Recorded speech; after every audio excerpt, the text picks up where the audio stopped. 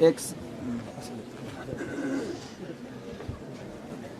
صاحب کا Samsung mobile گم ہوا تھا، میرے پاس آ چکا ہے، کسی کا ہو آ کر لے جائے۔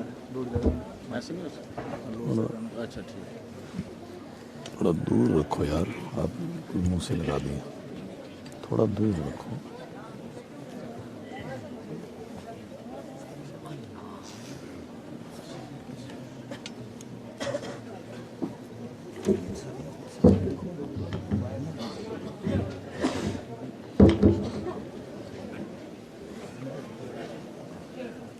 اللهم صل على محمد وعلى آل محمد كما صليت على إبراهيم وعلى آل إبراهيم إنك حميد مجيد اللهم بارك على محمد وعلى آل محمد كما باركت على إبراهيم وعلى آل إبراهيم إنك حميد مجيد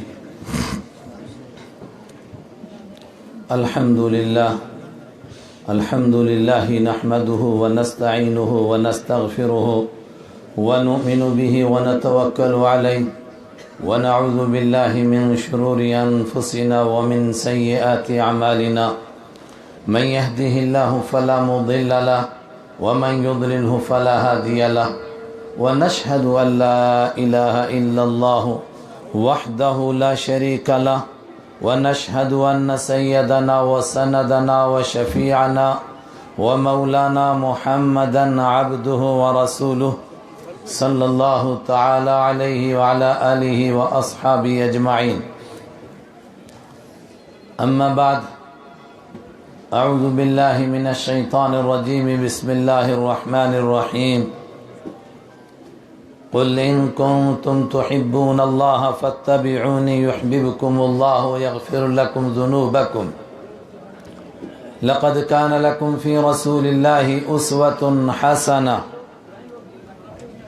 وقال الله تعالى هو الذي بعث في الأميين رسولا منهم يتلو عليهم آياته ويزكيهم ويعلمهم الكتاب والحكمة وإن كانوا من قبل لفي ضلال مبين وآخرين منهم لما كمثل الحمار يحمل أسفارا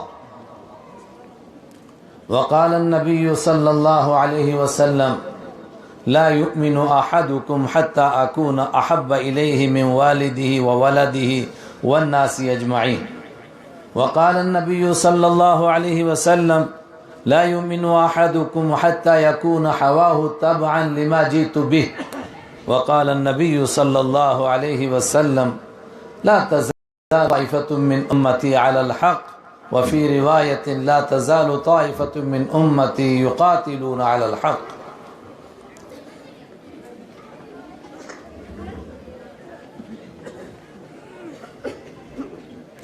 خدا در انتظار حمد ما نیست محمد مصطفیٰ چشم بر راہ ثنا ما نیست محمد حامد حمد خدا بس خدا مدح آفرین مصطفیٰ بس دیروز در بستان سرا ہم طوطیان خوشنوا کرتی تھی وہ نعت مصطفیٰ بلغ العلا بکمالہ اور بلبلیں بھی سو بسو لے لے کے ہر ایک گل کی بو کرتی تھیں وہ یہ گفتگو کشفت دجا بجمالہ قمریاں بھی شوق میں ڈالے ہوئے سر توق میں کہتی تھیں اپنے شوق میں حسنت جمیع خصالہ سن کے چڑیوں کی چہچہے انسان بھلا کیوں چپ رہے لازم ہے اسے کہ یوں کہے صلو علیہ وآلہ اللہم صلی علی سیدنا وحبیبنا وسندنا ونبینا ومولانا محمد وعلی آلہ وصحبہ وازواجہ وذریاتہ واہل بیتہ اجمعین۔ برادران گرامی قدر، آج میں آپ کے سالانہ اجتماعات میں سے غالباً چوتھے اجتماع میں شریک ہو رہا ہوں۔ پہلی بار پونچھ میں حاضر ہوا، نہیں تیسرے میں، دوسری بار سرن کوٹ میں حاضر ہوا، آج یہ میری تیسری حاضری ہے آپ کے اس جمعیت کے، آپ کے تنظیم کے سالانہ اجلاس میں۔ اور اللہ ہی جانتا ہے کہ یہ آخری ملاقات ہے یا پھر ملاقات نصیب ہوگی، اور بظاہر مصروفیات اور زندگی کے حالات ایسے ہی ہیں کہ مجھے لگتا ہے کہ شاید آخری ملاقات ہو، اس لیے کچھ آخری باتیں ذہن میں ہیں، میں وہ عرض کرنے کے لیے توجہ چاہتا ہوں، اور وہ اپنے آپ سے عرض کر رہا ہوں اور اپنے اکابر کو بھی یاد دلا رہا ہوں، اپنا سبق ان کو سنا رہا ہوں، اور اپنے رفیقان سفر کو اس سبق کی یاد دہانی کرا رہا ہوں۔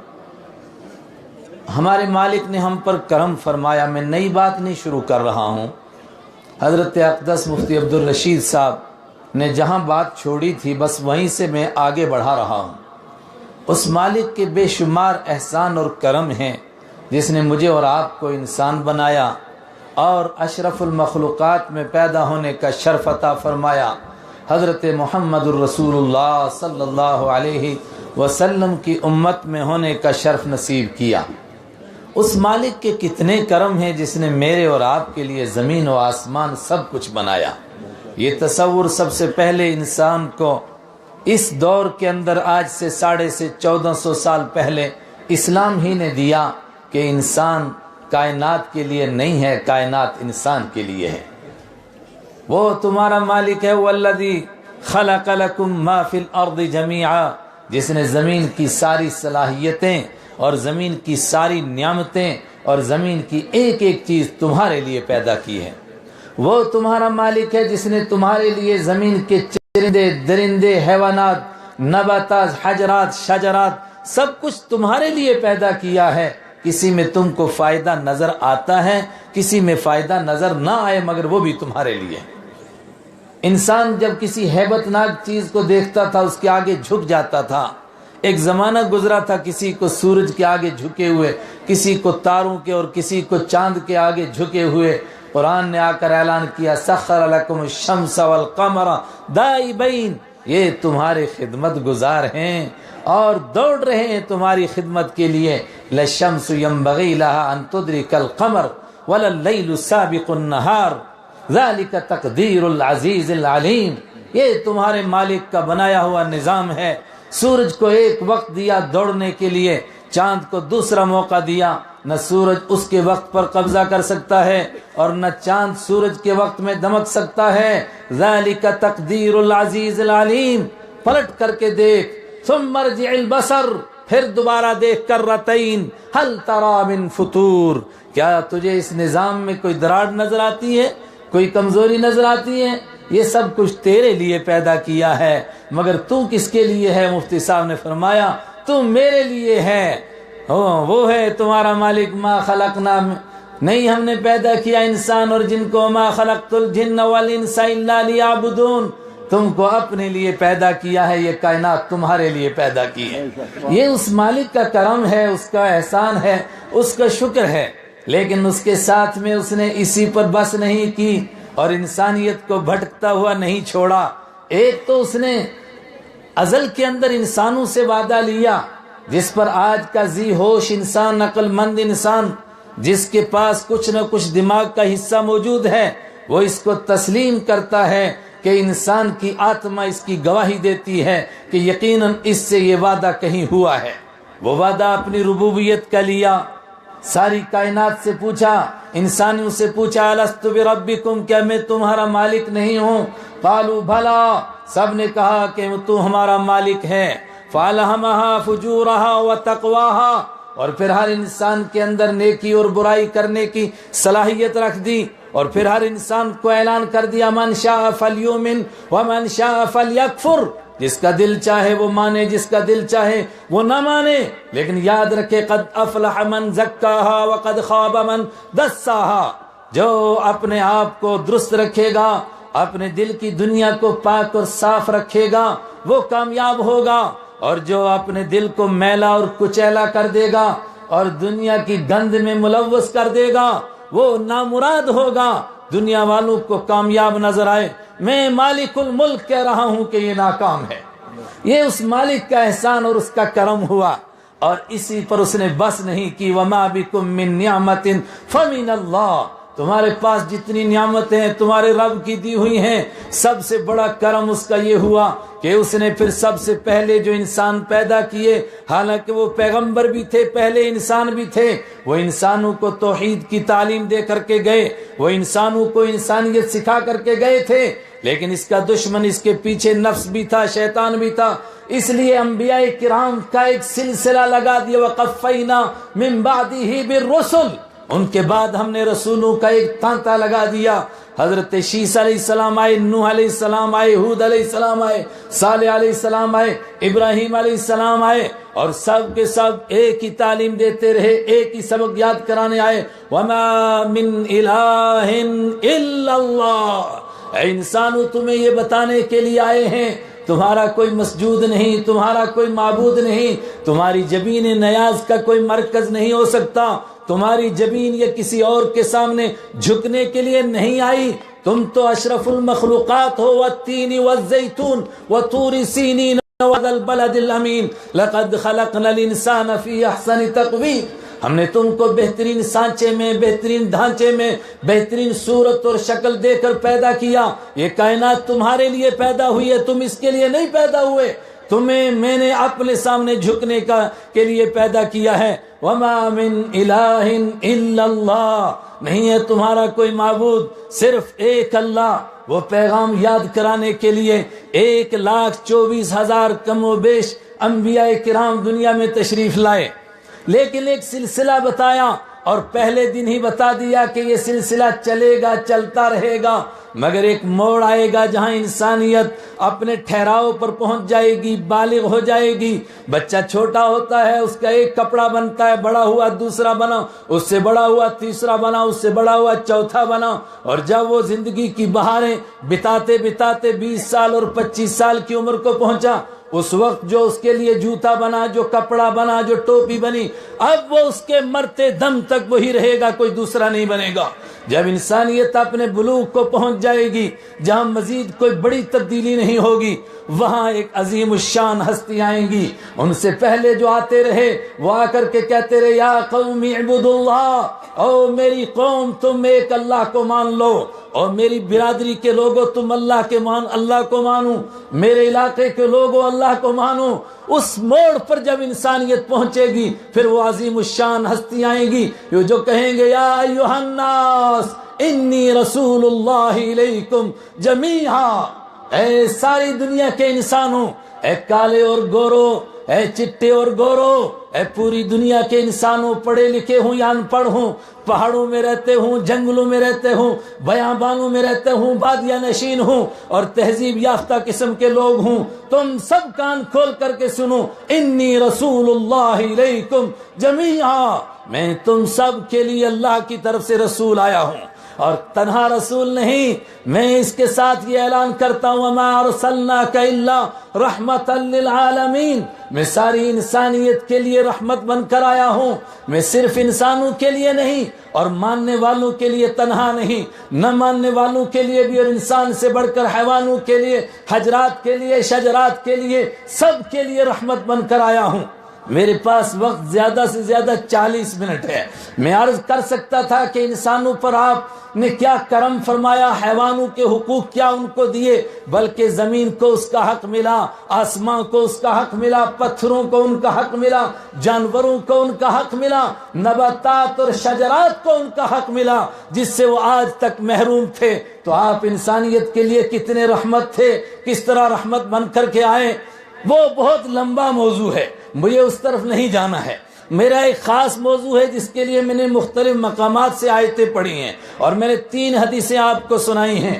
جب اس رات دلارے کو آنا ہے، وجہ کائنات کو آنا ہے، جس کے لیے کائنات کو بنایا گیا، اور جس کے لیے سال سال سے سورج کروٹیں بدلتا ہے، چڑھتا ہے، ڈوبتا ہے، چڑھتا ہے، ڈوبتا ہے، اور پروردگار کہہ رہا ہے کل یجری الی اجل مسمی، ان سب کو ایک متعین وقت تک دوڑ لگانی ہے۔ سورج کروٹیں بدل رہا ہے کہ وہ راج دلارا کب آئے گا، وہ وجہ کائنات، وہ امام الانبیاء، وہ خاتم الانبیاء، جس کے لیے یہ کائنات بنی، جس کو کہا جائے گا یا صاحب الجمال و یا سید البشر من وجہ منیر لقد نور القمر، اور آخری بات بعد از خدا بزرگ توئی، قصہ مختصر، بس یہ کہتے ہیں کہ خدا کے بعد تجھ سے کوئی ہو نہیں سکتا، خدا پر خدائی ختم، تجھ پر مصطفیٰ ختم۔ جب اس کو آنا ہے تو پروردگار نے کس کا انتخاب کیا؟ ایسے وقت میں جب وہ اس کا حبیب ہے، اس کا محبوب ہے، اور اس کا کیسا محبوب ہے، اگر وہ عرض کروں بات پھر لمبی ہو جائے گی۔ لا اقسم بهذا البلد وانت حل بهذا البلد ووالد وما ولد لقد خلقنا الانسان في كبد۔ میں رب العرش، میں رب العالمین قسم کھاتا ہوں مکہ شہر کی۔ سوال پیدا ہوا کیوں کھاتا ہے؟ اس میں تیرا گھر ہے، اس میں صفا اور مروہ ہے، اس میں منی ہے، مزدلفہ ہے، عرفات ہے، اس لیے کھاتا ہے؟ فرمایا نہیں اس لیے کھاتا ہوں انت حل بهذا البلد، اس لیے کہ تیرے نبوت والے قدم اس خاک کو لگ گئے ہیں، یہ عرش سے بلند تر ہو گئی ہے، اس لیے اس کی قسم کھاتا ہوں۔ وہ تھے جن کو کہا گیا کہ اے داؤد علیہ السلام انا جعلناک خلیفۃ فی الارض فاحکم بین الناس بالحق، اے داؤد ہم نے تم کو خلیفہ بنایا، اب لوگوں کے درمیان انصاف کے ساتھ فیصلہ کرنا، ولا تتبع الہوی، اور آپ خواہش کے پیچھے نہ چلنا۔ اور جب حبیب کبریا کی باری آئی فرمایا میں رب العالمین آپ کا وکیل صفائی بن کرا کہتا ہوں، والنجم اذا ہوا ما ضل صاحبکم وما غوا وما ينطق عن الهوى ان هو الا وحی یوحى، آپ کو کسی گواہی کی ضرورت نہیں، میں گواہی دے رہا ہوں کہ آپ خواہش نفس سے بول ہی نہیں سکتے، آپ کی زبان سے جو نکلے گا وہ میری وحی ہی ہوگی، اس کے سوا کچھ نکل ہی نہیں سکتا ہے۔ وما ينطق عن الهوى ان هو الا وحی یوحى، آپ کا مرتبہ اور مقام کیا ہے؟ اس وقت یہ موضوع نہیں اور یہ موقع نہیں اور وقت کی تنگی ہے۔ کسی کو طور تک بلایا اور کہا لقد رأى من آیات ربه الکبریٰ، ہم نے اس کو کیوں بلایا تھا؟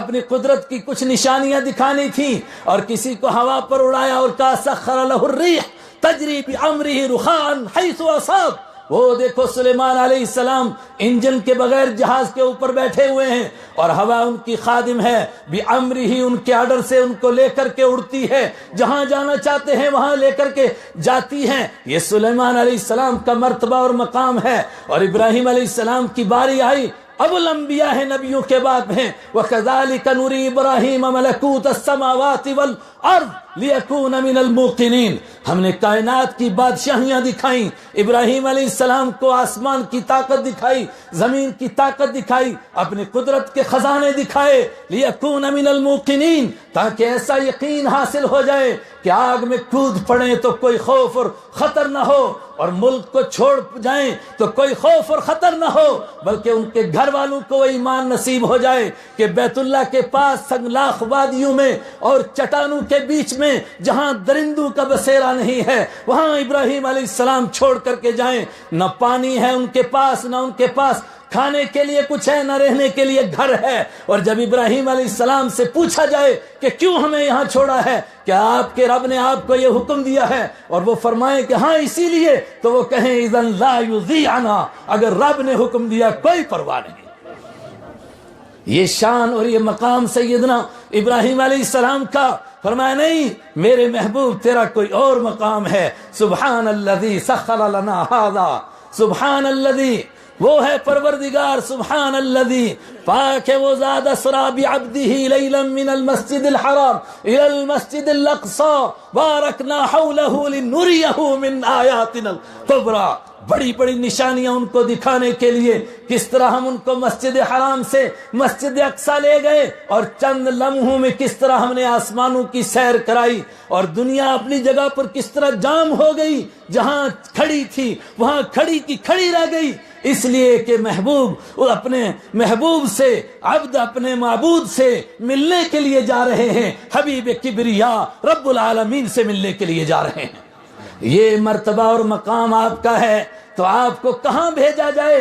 کون سی سبزہ زار علاقہ، کون سی کیاریاں ہیں، اور کون سی وہ زمین کا خطہ ہے جو کائنات میں زمین کے اندر سب سے زیادہ خوش قسمت ہو، پر بہار ہو، سبزہ زار ہو، اور لہلہاتے ہوئے وہاں پر باغیں ہوں، باغ ہوں، بہاریں ہوں، بہتے ہوئے چشمے ہوں، جھرنے ہوں اور دریا ہوں، کون سا علاقہ ہو؟ فرمایا نہیں آپ کے لیے کچھ اور انتخاب ہو رہا ہے.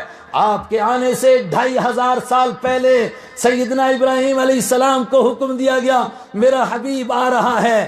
شام سے 15 کلومیٹر دور سنگلاخ پہاڑیاں ہیں، چٹانیں ہیں، کالے پتھر ہیں جن کے اندر کچھ پیدا ہی نہیں ہو سکتا ہے. وہاں جا کر کے ایک شہر بسا. شہر تو وہاں بستے ہیں جہاں دریا ہوتے ہیں، جہاں چشمے ہوتے ہیں، جہاں پانی ہوتا ہے، وہاں شہر بسے گا. کہاں بسے گا؟ جا کر کے اپنے لخت جگر اسماعیل کو چھوڑ کر کے آ اور ان کی والدہ کو چھوڑ کر کے آؤ، اس لیے کہ اب آخری پیغمبر کے آنے کا انتظام ہو رہا ہے.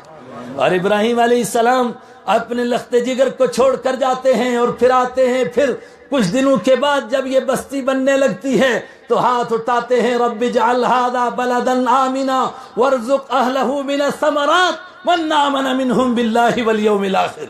اے پروردگار تیرے حکم کے مطابق میں انی اسکنت بواد غیر ذی زرع انی اسکنت من ذریتی بواد غیر ذی زرع عند بیتک المحرم لیقیموا الصلاۃ. اے پروردگار کیونکہ نماز قائم کرنی تھی، تیری یاد قائم کرنی تھی، تیری توحید کا علم بلند کرنا تھا، اس لیے میں نے اپنے لخت جگر کو وہاں بسا دیا جہاں کچھ پیدا نہیں ہوتا ہے. اب تجھ سے بھیک مانگتا ہوں اس کو شہر بھی بنا اور اس کو سبزہ زار بنانے کی نہیں درخواست کرتا ہوں. میں یہ کہتا ہوں کہ یہ اسی طرح سنگلاخ پہاڑیاں رہیں مگر یہاں کے رہنے والوں کو تازہ تازہ پھل عطا فرما. وَجَعَلَ أَفْئِدَةً مِّنَ النَّاسِ تَهْوِي إِلَيْهِمْ. اور یہ شہر بنانا ہے اس لیے لوگوں کے دلوں کو ادھر پلٹ دے کہ لوگوں کے دل لٹکے رہیں یہاں آنے کے لیے اور تڑپتا رہے ہر بندہ یہاں آنے کے لیے اور یہاں کے رہنے والے تازہ پھل کھانے کے لیے کہیں نہ جائیں، ان کو یہاں تازہ پھل عطا فرما. 3000 سال پہلے اور بعض نے 2500 سال پہلے کا تخمینہ لگایا شہر بسایا گیا. وہ اس شہر میں کیا خصوصیت تھی یہ تفصیل اگر عرض کروں گا. سری نگر میں آپ کیوں نہیں آئے؟ سوئٹزرلینڈ کی کیاریوں میں کیوں نہیں آئے؟ اور امریکہ کے سبزہ زاروں میں اور لندن کی وادیوں میں آپ کیوں نہیں آئے؟ ان چٹانوں کا انتخاب کیوں ہوا اور پوری کائنات میں ان کو برکتوں سے کیوں نوازا گیا اور ان کو کیوں مرکز انسانیت بنایا گیا؟ اس کے لیے آپ کے لیے ان کا انتخاب کیوں ہوا؟ یہ موضوع لمبا ہو جائے گا. میں نے جو آیت پڑھی تھی بس اس کا عرض کرتا ہوں. دنیا میں بہت قومیں تھیں، پڑھے لکھے بھی تھے، ان پڑھ بھی تھے اور ڈاکٹریٹ بھی تھے اور بڑے بڑے فلاسفر بھی تھے. اور اس وقت کی 2 بڑی طاقتیں موجود تھیں، ایک رومن امپائر، ایک پرشین امپائر، ایک رومیوں کی حکومت، ایک ایرانیوں کی حکومت. یہ سب کچھ موجود تھا اور یہاں کے مہذب اور متمدن لوگ بھی موجود تھے. مگر جس قوم کا انتخاب ہوا، ہائے ہائے، اس قوم کا انتخاب میں نے نہیں کیا، آپ نے نہیں کیا، پروردگار نے انتخاب کیا اور اپنے انتخاب کا اعلان فرمایا. اور ان کا کیوں انتخاب کیا بس اس کا عرض کرنا ہے. هو الذي بعث في الأميين رسولا منهم يتلو عليهم آياته ويزكيهم ويعلمهم الكتاب والحكمة. حضرت مفتی صاحب نے بیان فرما دیا کہ آپ کے منصب جلیلہ جو 4 بڑے کام ہوئے ان میں پہلا کام تھا تلاوت کتاب، دوسرا کتاب تعلیم، دوسرا منصب تعلیم کتاب، تیسرا منصب تعلیم حکمت اور چوتھا کام تھا تزکیہ نفوس. ان 4 کاموں کے لیے میں نے اپنے آخری پیغمبر کو بھیجا. یہ سارے انسانوں کے لیے ہیں مگر آئیں گے تو ایک ہی علاقے میں. کہاں آئیں گے؟ فرمایا هو الذی بعث فی الأمیین رسولا منہم. وہ ہے تمہارا مالک جس نے امیوں کے بیچ میں اپنے پیغمبر کو بھیجا جو ان امیوں کو پڑھائے گا، لکھائے گا، سمجھائے گا، ان کا تزکیہ کرے گا اور یہ انسانیت کے امام بنیں گے اور انسانیت ان کو دیکھے گی، تڑپ اٹھے گی. خود نہ تھے جو راہ پر اور ان کے ہادی بن گئے. کیا نظر تھی جس نے مردوں کو مسیحا کر دیا. لیکن انسانیت کی روح چیخ اٹھی، اے مالک الملک تیری تقسیم پر ہم کو اعتراض نہیں ہے لیکن دل کو اطمینان کس طرح ہو؟ تیرے انتخاب پر ہم کو اعتراض نہیں مگر دل کا اطمینان چاہتے ہیں. آخر پڑھے لکھوں کو کیوں ریجیکٹ کیا گیا؟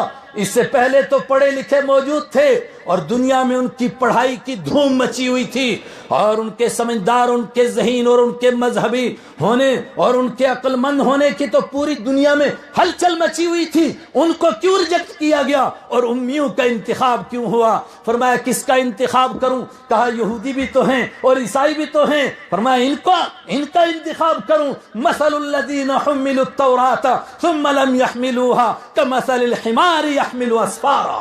ہائے ہائے، کیا جواب دیا قرآن نے!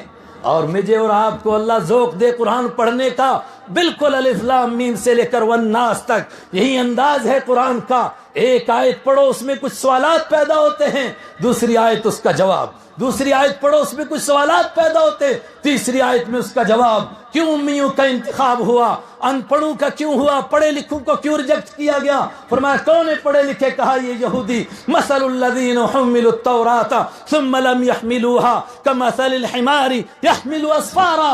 یہ یہودی جن پر پہلے دن سے ہی تورات کو لادا گیا تھا، انہوں نے قبول نہیں کیا تھا اس کو، ان کا حال تو اس گدھے کا حال ہے جس کے اوپر کتابیں لدی ہوتی ہیں مگر وہ اس سے فائدہ نہیں اٹھاتا ہے۔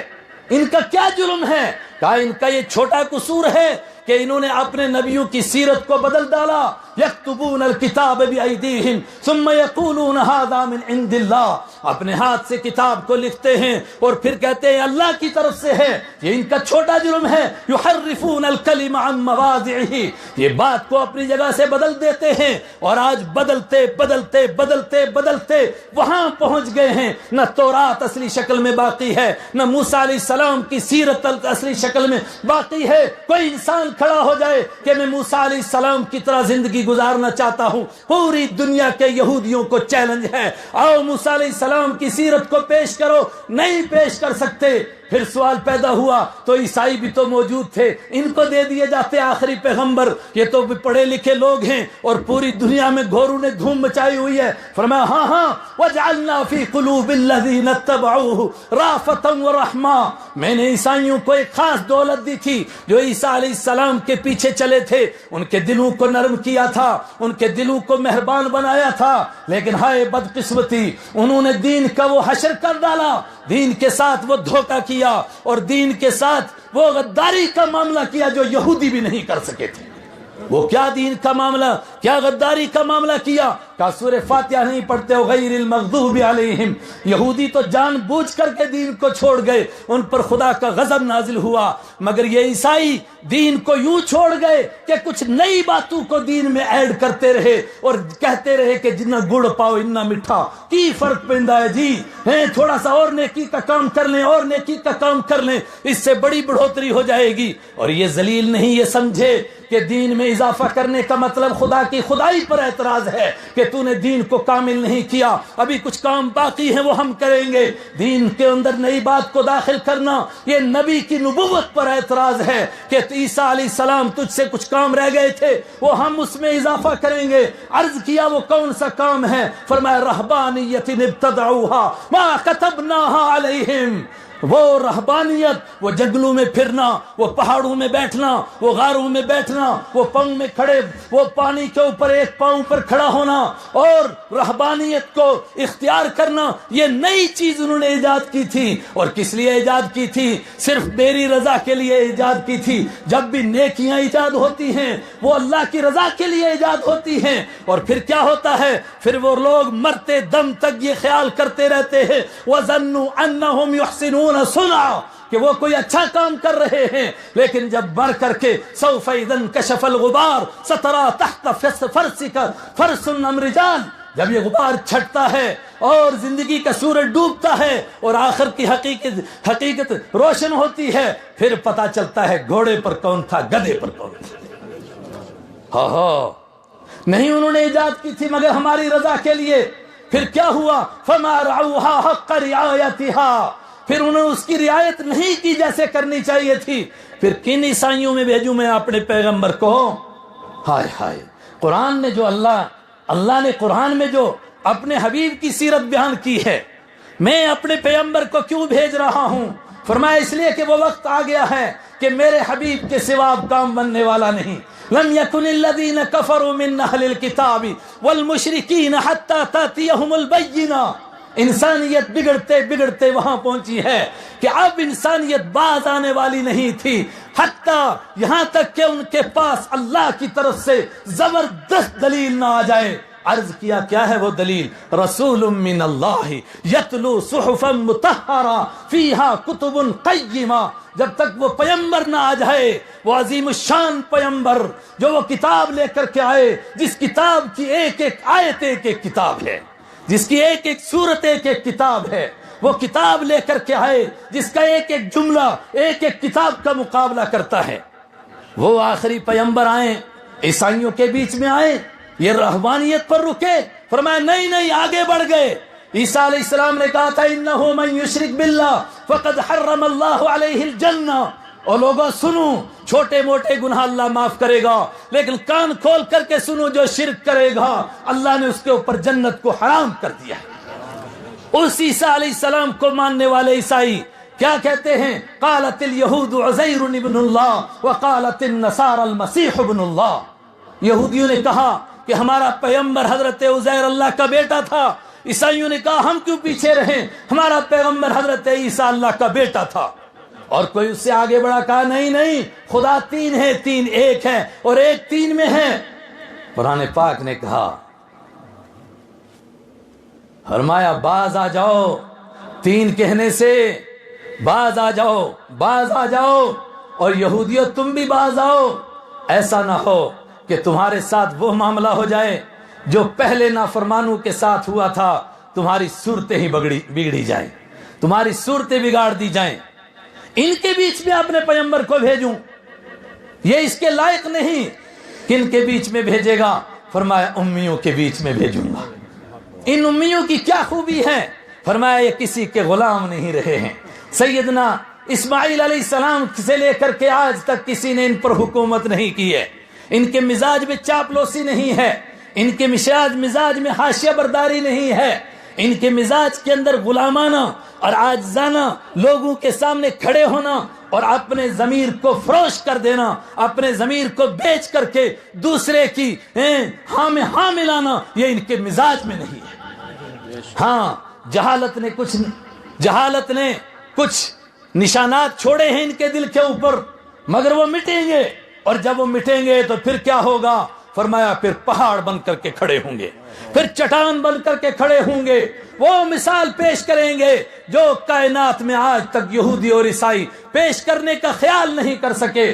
علماء بیٹھے ہیں، سورہ مائدہ بہت بعد میں نازل ہوئی ہے، اور غزوہ بدر کے اندر ایک جملہ کہا صحابہ نے، مقداد ابن اسود رضی اللہ تعالیٰ عنہ اور سعد ابن زرارہ رضی اللہ تعالیٰ عنہ نے، آج تک تاریخ نے اس کو محفوظ رکھا، قرآن نے اس کے اوپر تبصرہ بعد میں کیا، اور انہوں نے وہ جملہ پہلے کہا۔ وہ کیا جملہ تھا؟ اللہ کے حبیب نے فرمایا میں تم سے مشورہ چاہتا ہوں انصار، کیا کہنا چاہتے ہو؟ ہم نکلے تھے کسی اور مقصد سے، معاملہ کچھ اور پیش آ گیا۔ فرمایا بڑھے چلیے، آپ حکم دیں گے، آپ کے حکم پر آگ کے انگاروں میں چھلانگ لگا دیں گے، آپ حکم دیں گے سمندر میں چھلانگیں لگا دیں گے۔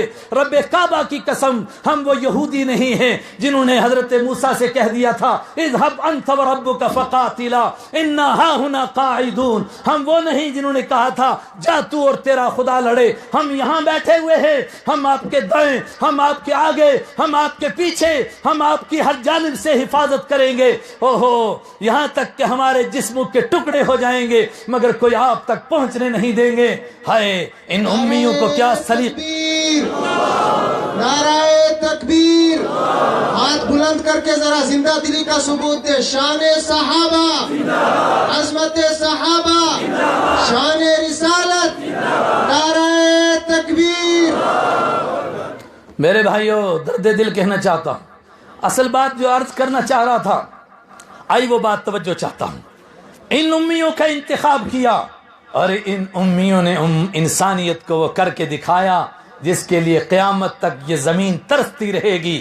یہ آسمان کا چہرہ نہیں دیکھ سکا تھا وہ کارنامے، کوئی سوچ سکتا تھا کہ ایک بوڑھی کے جسم کو چیرا جائے گا اور وہ چٹان بن کر کھڑی رہے گی اور ابو جہل کی پوری ذریت اس سے ایمان نہیں چھین سکے گی؟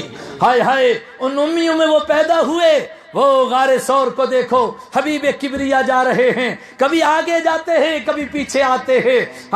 پوچھا گیا ابو بکر آگے کیوں جاتا ہے؟ کبھی خیال آتا ہے آگے سے کوئی حملہ کرے گا، میں چاہتا ہوں میرا سینہ پیش ہو جائے، کوئی آپ پر حملہ آور نہ ہو، پیچھے جاتا ہوں کوئی پیچھے سے حملہ نہ کر دے۔ اور کبھی ریت دیکھتے ہیں، کہتے فدا کا ابی و امی، میرے ماں باپ تجھ پر قربان ہوں، تو میرے کندھوں پر سوار ہو جا، کہیں تیرے پاؤں کے کوئی نشان نہ دیکھ لے، اپنی تھکاوٹ کا کوئی خیال نہیں۔ اور غار سور میں پہنچتے ہیں، تصور میں نہیں آتا ہے کہ مجھے کوئی چیز ڈس لے گی، پہلے کہتے ہیں آپ رکیے، میں ذرا اس کو دیکھ لوں پہلے، اگر کوئی ڈسنے والا ہو مجھ کو ڈس لے۔ اور جب اس کو صاف کرتے ہیں اور ایک سوراخ کو اپنی ایڑی سے بند کرتے ہیں، ہائے ہائے، اور اس سے سانپ نکل کر کے ڈستا ہے اور ذرا سی جسم میں جنبش نہیں آنے دیتے۔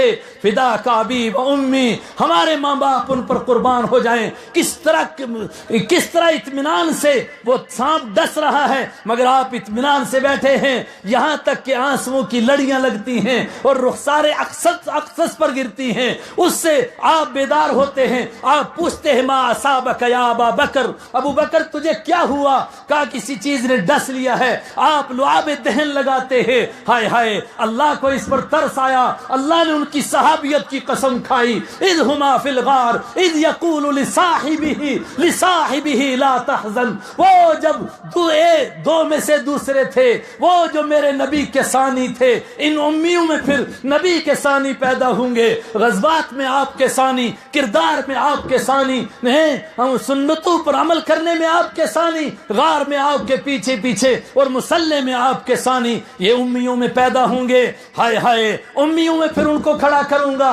وہ دیکھو حضرت طلحہ رضی اللہ تعالیٰ عنہ کو غزوہ احد ہے، چاروں طرف سے تیروں کی بارش ہو رہی ہے، کوئی اس کا تصور کر سکتا ہے؟ ابو طلحہ کبھی سینہ سامنے کر کے کھڑے ہوتے ہیں کہ میرا سینہ چھلی ہو جائے، میرے حبیب کو، میرے محبوب کو، حبیب کبریا کو کوئی زنگ نہ پہنچے، کوئی تکلیف نہ پہنچے، اور پھر پیٹ کر کے ان کی طرف چٹان بن جاتے ہیں، ان کی پیٹھ پر مسلسل تیر برستے ہیں۔ ہائے ہائے، خودی کو کر بلند اتنا کہ ہر تقدیر سے پہلے خدا بندے سے خود پوچھے بتا تیری رضا کیا ہے۔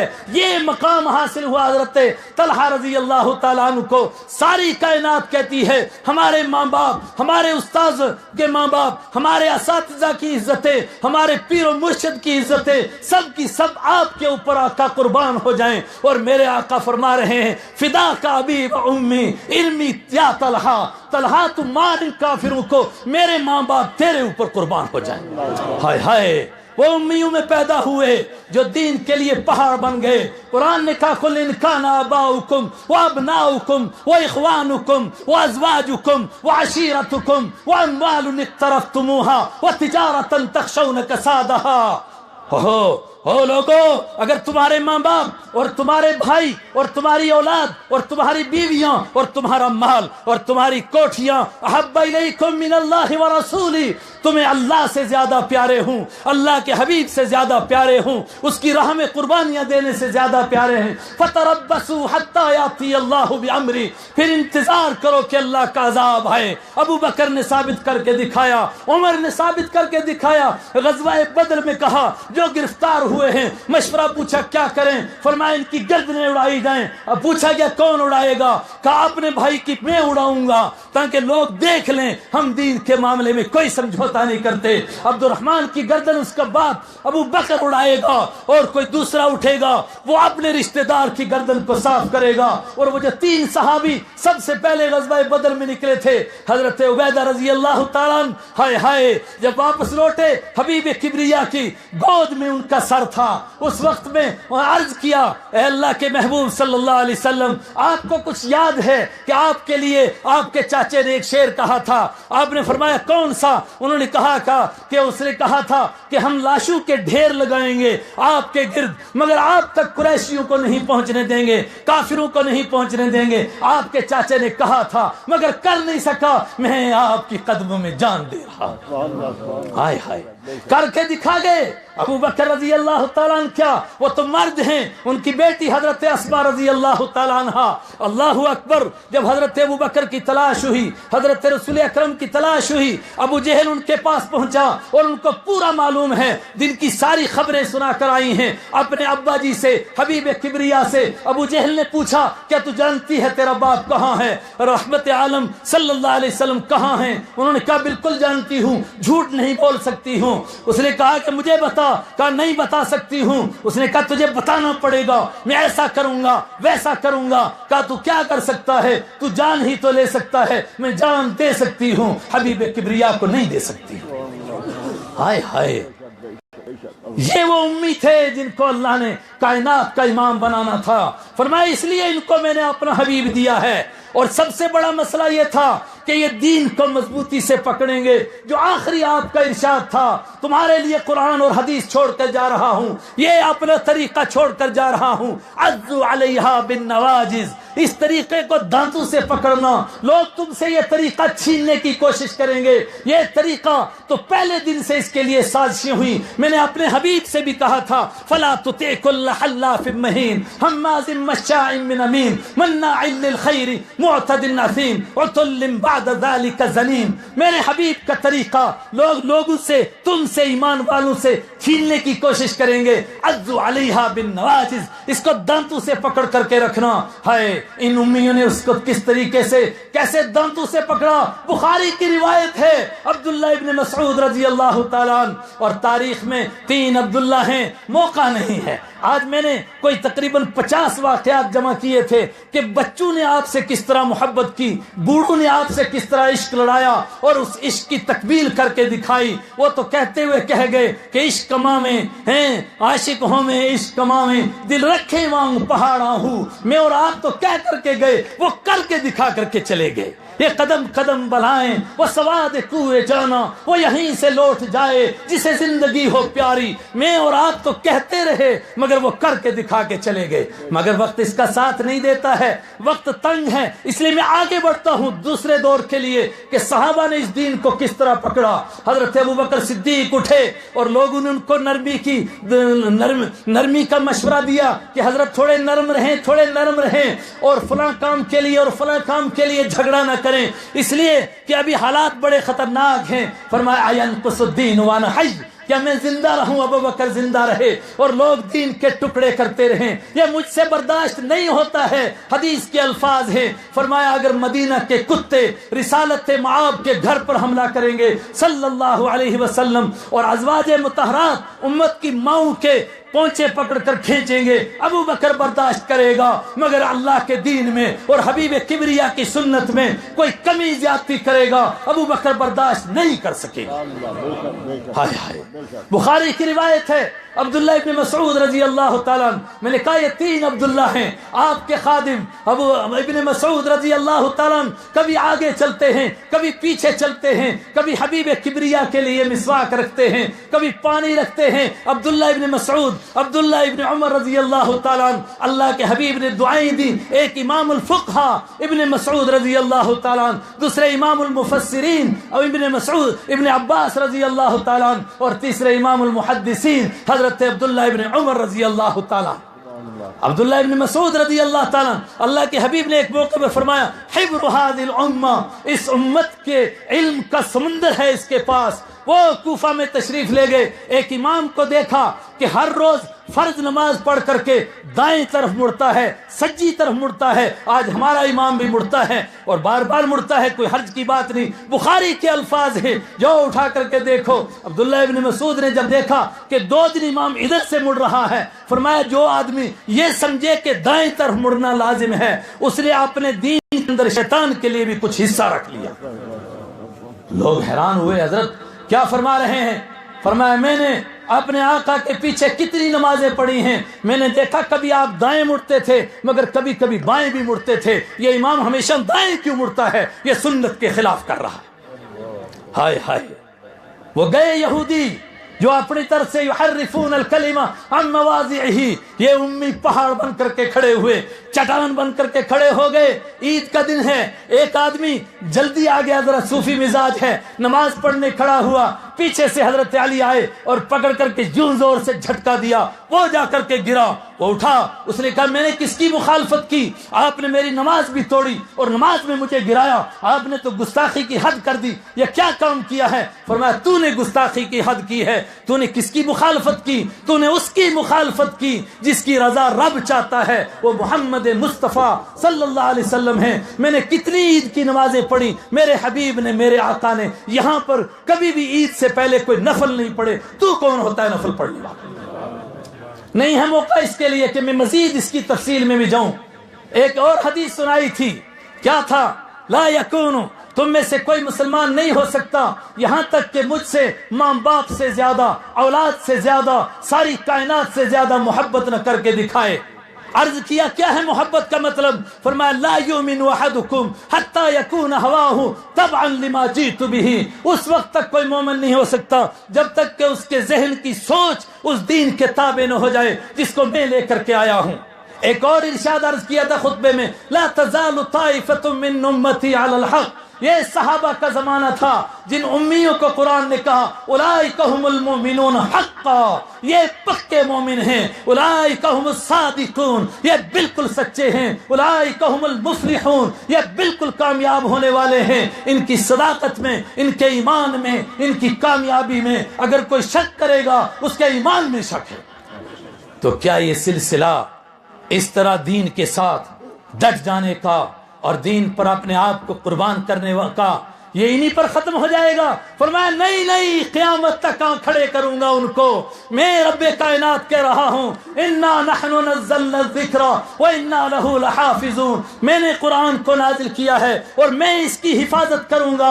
ربا کیسے حفاظت کرے گا؟ فرمایا میرے سارے کام اسباب کے تحت ہوتے ہیں، اس کے الفاظ کی حفاظت کے لیے قاریوں کو پیدا کروں گا، اس کو یاد رکھنے کے لیے حافظوں کو پیدا کروں گا، اس کے معانی کے لیے مفسرین کو پیدا کروں گا، اس کی تشریح کے لیے محدثین کو پیدا کروں گا، اور قیامت تک ایک طبقہ ہوگا، یہاں تک کہ جب دجال اکبر آئے گا اس وقت بھی وہ طبقہ ہوگا جو صحیح طور پر سنتوں پر قائم ہوگا اور اس حدیث کا ترجمان ہوگا کہ اس کو عزو علیہا بالنواجذ، اس دین کو دندوں سے پکڑ کر رکھو، کوئی تم سے چھین نہ لے۔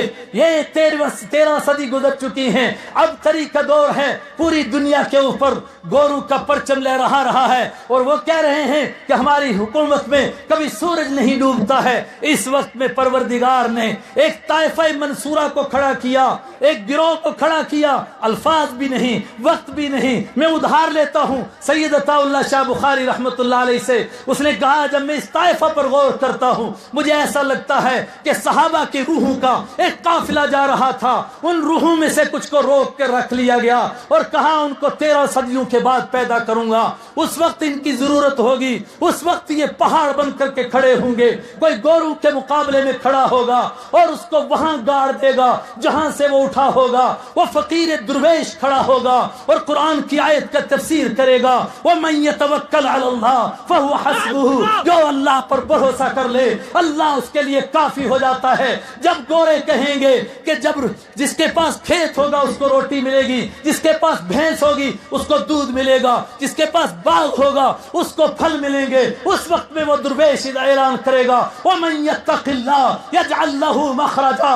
جو اللہ سے ڈرے گا اللہ اس کے لیے مصیبتوں سے نکلنے کے راستے بنائے گا، وَيَرْزُقْهُ مِنْ حَيْثُ لَا يَحْتَسِبُ، اور اس کو وہ دے گا جس کا اس کا گمان بھی نہیں ہوگا۔ وہ درویش اٹھا، اس نے سب سے پہلے دارالعلوم کا بنیاد رکھی اور اس کے 8 اصول بنائے۔ پہلا اصول یہ بنایا یہ ادارہ اللہ کے بھروسے پر چلے گا تاکہ انسانوں کو بتایا جائے کہ انبیاء کرام یہی سبق پڑھا کر گئے تھے، لا الہ الا اللہ، کوئی معبود نہیں جس کو وہ دے اس سے کوئی لے نہیں سکتا، جس کو وہ نہ دے اس کو کوئی دے نہیں سکتا۔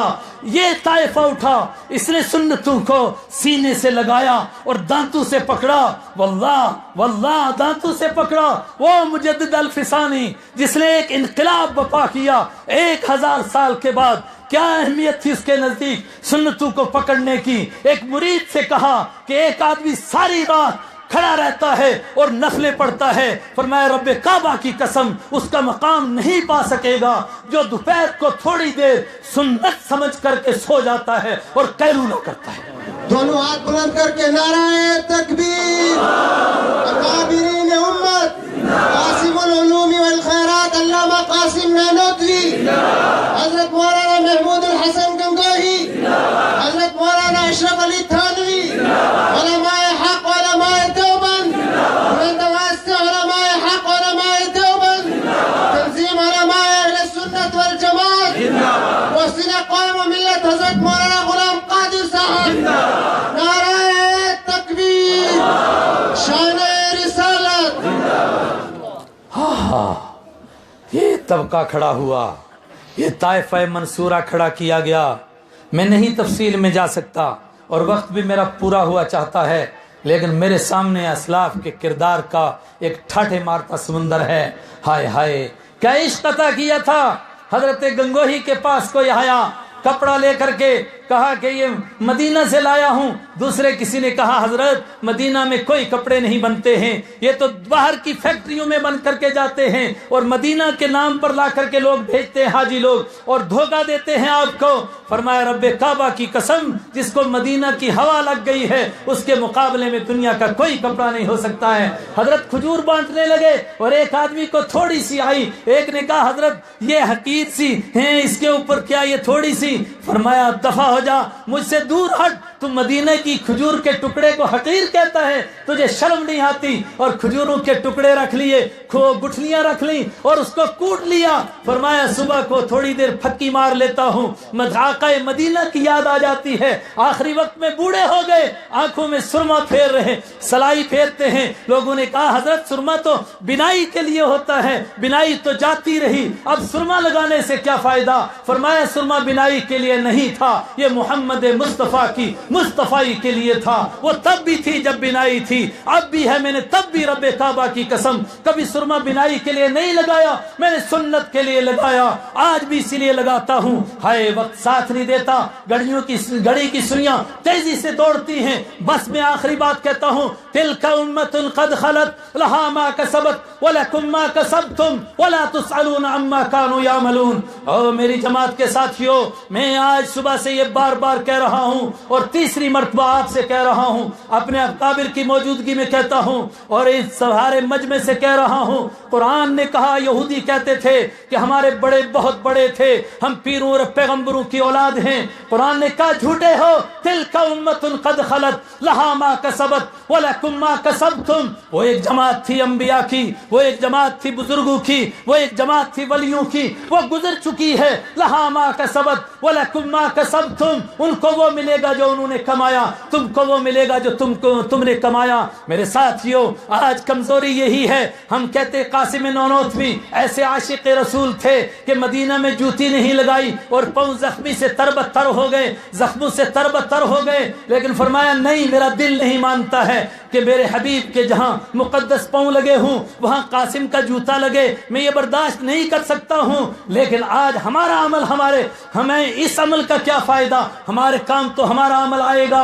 میرے ساتھیوں، آج عہد کر کے اٹھو، عزو علیہا بالنواجز. ہم سنتوں کو اب سینے سے لگائیں گے، سنتوں سے چمٹیں گے. ہم سے سنتیں چھینی جا رہی ہیں، سوکھے اور کھوکھلے نعرے رہ گئے ہیں بس خالی کہ یہ پدرما سلطان بود ہمارے بڑے اتنے بڑے تھے، ایسے تھے ویسے تھے. لوگ ہم کو دیکھنا چاہتے ہیں، کون اشرف علی کا ترجمان ہے، کون رشید احمد گنگوہی کا ترجمان ہے، کون خلیل احمد سہارنپوری. اور میں آپ سے کہتا ہوں، یقینی طور پر آپ ان کے ترجمان، یقینی طور پر میں اور آپ ان کی اولاد، یقینی طور پر روحانی اولاد ہیں ان کے جانشین ہیں. اٹھو اور ثابت کرو کہ ہم سنتوں سے سمجھوتا نہیں کریں گے. یہی عشق مصطفیٰ ہے. مولانا خلیل احمد سہارنپوری حرم تشریف لے گئے، حج کے لیے تشریف لے گئے. بڑے درد کے ساتھ کہنا پڑتا ہے، آج ہیں بہت سارے لوگ سنتوں کی رٹ لگائے ہوئے. مجھے حرم میں بھی ایک ملا کہ آپ نے یہ کام نہیں کیا. میں نے کہا آپ نے بڑے کام کر لیے. کہنے لگے کہ جناب یہ بھی سنت ہے. میں نے کہا تم تو ساری سنتیں ڈکارتے جا رہے ہو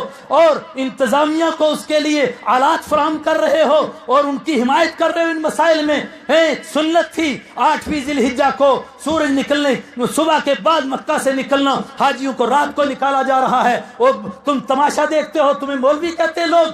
اور پھر سنت ہے کہ سورج کی شعاعیں دیکھ کر کے مینا سے آدمی عرفات نکلے، لوگوں کو رات کو نکالا جاتا ہے اور تم تماشا دیکھتے ہو. میرے آقا کی سنتیں ذبح کی جا رہی ہیں، تم تماشا دیکھ رہے ہو. سنت ہے کہ مزدلفہ میں لوگ آئیں اور رات کو یہاں ٹھہریں، اور واجب ہے چاروں اماموں کے نزدیک اور ان کے نزدیک بھی واجب تھا کہ مزدلفہ میں غلس میں فجر کی نماز پڑھیں اور اس کے بعد سورج نکلنے تک یہاں دعائیں کریں اور اس کے بعد یہاں سے کوچ کریں. لوگوں کو رات کو نکالا جا رہا ہے اور تم اس کا تماشا دیکھ رہے ہو. میں اس کا روحانی بیٹا ہوں جو مینا میں تھے. حضرت مولانا خلیل من سہارنپوری رحمت اللہ علیہ، وہ اونٹوں کا زمانہ تھا، ابھی گاڑی نہیں آئی تھی. اس وقت کے جس کو معلم کہتے، اس وقت میں مطوف کہتے تھے، وہ آیا اور ابھی سحری کو حضرت دعا کر رہے تھے اور مشغول تھے اپنے مالک کے ساتھ. اس نے کہا حضرت جلدی چلیے جلدی چلیے، پھر عرفات میں جگہ نہیں ملے گی، اونٹ والے تیار ہو گئے ہیں. فرمایا یہاں سے سورج کی شعاعیں دیکھنے کے بعد سنت ہے نکلنا. تو کون آیا بیچ میں عبادت میں خلل ڈالنے والا؟ اس نے کہا اونٹ والے جا چکے ہوں گے، پھر آپ کیا کرو گے؟ فرمایا جو میرا رب چاہے گا وہ کروں گا، میں سنت کو نہیں چھوڑ سکتا ہوں. اس نے کہا عجیب مولوی ہیں آپ کا فرض چھوٹ جائے گا عرفات میں ٹھہرنا، تو کیا آپ فرض کے سنت کی وجہ سے فرض کو قربان کروں گا؟ کہا تو کوئی میرا پیر اور مرشد اور میرا استاد نہیں ہے کہ تو مجھے قرآن اور حدیث سمجھائے، تو میرا ملازم ہے، میں نے تجھے اس کے لیے پیسے دیے ہیں، قرآن اور حدیث میں تجھے سمجھاؤں گا. ہم فرضوں کی وجہ سے نہ سنتوں کو ذبح کریں گے، نہ سنتوں کی وجہ سے فرضوں کو چھوڑیں گے. ہم ہر ایک فرض کو سنت کے مطابق ادا کریں گے. اگر سنت کے مطابق ادا ہوگا وہ فرض اللہ کے ہاں قبول ہوگا، اور جو سنت کے خلاف ہوگا خلاف پیمبر کسیرا گزیر کہ ہرگز بمنزل نہ خواہد رسید. میرے ساتھیو، میں نے درد دل سامنے رکھا اور آپ کے لیے نہیں اپنے لیے رکھا. لوگ ہم کو دیکھنا چاہتے ہیں یہ کتنے سنتوں پر قائم ہیں، اور الحمدللہ الحمدللہ الحمدللہ یہ امت بانج نہیں ہے. آج بھی امت کی کوکھ سے الحمدللہ وہ جوان پیدا ہوتے ہیں. ایک جوان کو انٹرویو دینا تھا بڑی پوسٹ کے لیے، میرے سامنے کی بات ہے، داڑھی لمبی تھی، اس کے باپ نے پہلے اس کی ٹھوڑی پکڑی کہ آج داڑھی کٹا دے، اور عجیب الفاظ سے ہماری زبان میں کہتا ہے اپنوں کہا ہے اب پہ بد تو جائے وہ. اس نے کہا نہیں نہیں ایسا نہیں ہو سکتا. اس کے بعد اس کے پیر پکڑ لیے اس سنت کو ذبح کرنے کے لیے. اس نے کہا میں ایسی نوکری پر تھوکتا ہوں جو مجھے سنتیں ذبح کر کے ملتی ہے. اور باپ نے اس کو چڑھایا تھا، اس کی وجہ سے اتنا بڑا پگڑ بھی باندھ کر گیا، اور وہ بھی کالا باندھ کر کے گیا، اور اللہ نے کرم کیا وہ پگڑی ہی اس کی نوکری کا ذریعہ بن گئی. اس سے اس کے مسئلے کے بارے میں بات ہونے تک بات ہی نہیں آئی. اس کو یہی پوچھا یہ کیا چکر ہے. الحمدللہ میں ان بچیوں کو جانتا ہوں ذاتی طور پر جن کو پردہ کرنے کے اوپر ان کے والدین نے مارا، ان کے باپ نے مارا اور اس کے بھائی نے مارا. اور چھوڑو ماں اور باپ کو، سب سے مہربان ماں نے اس کو بوری میں بند کر کے مارا. اس نے کہا میں سمیہ کی وارث ہوں، میری ماں میں تیری وجہ سے حبیب کبریا کی سنت نہیں چھوڑ سکتی ہوں. میں سعد ابن وقاص کی وارث ہوں جس نے اپنی ماں کو کہا تھا، ماں نے کہا میں کھانا نہیں کھاؤں گی، سر نہیں دھوؤں گی اور دھوپ سے اندر نہیں جاؤں گی جب تک تو محمد کا دین نہیں چھوڑے گا. اس نے کہا تو ایک مرتبہ کیوں مرتا ہے، 1000 مرتبہ مر اور پھر زندہ ہو. میں تیرے مرنے سے ڈرتا نہیں ہوں، جس کا پلہ پکڑ چکا ہوں اس کو چھوڑ نہیں سکتا. میں کیوں اتنا زور دے رہا ہوں؟ اس لیے کہ جو بھی خوبصورتی کے سانچے اور ڈھانچے تھے وہ حبیب کبریا پر ختم ہو گئے. خدا کی قسم او رخ مصطفیٰ وہ آئینہ ہے، اب ایسا آئینہ نہ ہمارے خیال میں آ سکتا. اور بخاری کے الفاظ میں کہیے کہ نہ دکان آئینہ ساز میں، پروردگار نے وہ سانچے توڑ دیے جن سے مصطفیٰ کو بنایا گیا تھا. اب وہ سانچے باقی نہیں، اب وہ خوبصورت لگے گا جس کا چہرہ محمد مصطفیٰ کی طرح ہوگا. وہ اچھا لگے گا جس کی زندگی ان کی طرح ہوگی. اور جو ان سے ہٹ کر کہے گا کہ یہ میرا کلچر ہے، یہ میری تہذیب ہے، میں کسی اور طریقے پر چل رہا ہوں، وہ اس قول کی مخالفت کر رہا ہے جو آخری حج پر آپ نے فرمایا تھا تحت قدمی ہذا، میں نے تمام تہذیبوں کو، تمدنوں کو اور دور جہالت کے تمام رسم و رواج کو اپنے پاؤں کے نیچے مسل دیا ہے. پھر عرض کرتا ہوں کہیں ہم کہ فلاں بدعت کر رہا ہے. مفتی صاحب نے کہا علمی تحقیق پیش کرے مگر ضرورت اس کی ہے کہ ہم سنت پیش کریں، اس لیے کہ ہم سے قبر میں ہمارا سوال ہوگا، ہم سے پوچھا جائے گا نہ کر ادھر ادھر کی باتیں، یہ بتا قافلہ کیوں لٹا، مجھے رہزن سے غرض نہیں، تیری راہبری کا سوال ہے. وآخر دعوانا ان الحمدللہ رب العالمین.